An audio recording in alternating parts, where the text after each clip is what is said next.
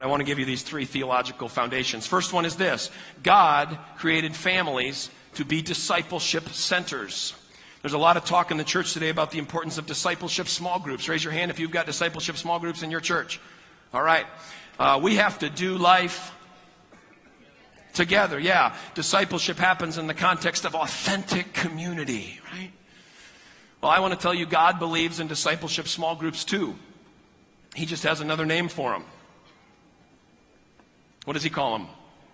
He calls them families, where you're going to do life together. And are you looking for authentic community? Go home.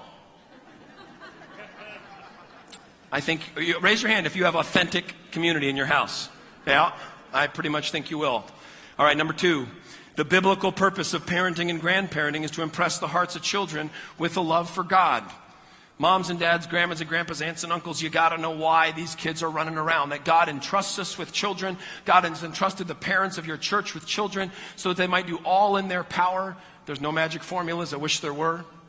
All in their power to impress their hearts with a love for God, to equip them to make a difference in this world for Christ and for His kingdom. And the thing we want more than anything else is we want to help these little ones get safely home to their Father in heaven.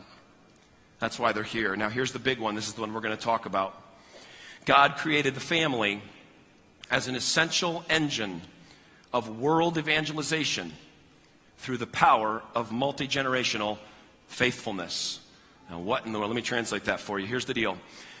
God has a plan for the world. God wants the earth filled with worship. He wants the earth filled with His people. And the primary engine of that plan is that the people of God would raise up a generation who would raise up a generation who would raise up a generation who would fill the earth with the gospel and the glory of God. All the while we share Christ with our friends and we send out our missionaries. But the core engine is the multi-generational engine. And what I want to suggest to you is that these three principles that I just laid out for you, up until about 100 years ago, were frequently taught and discussed as a theology of family.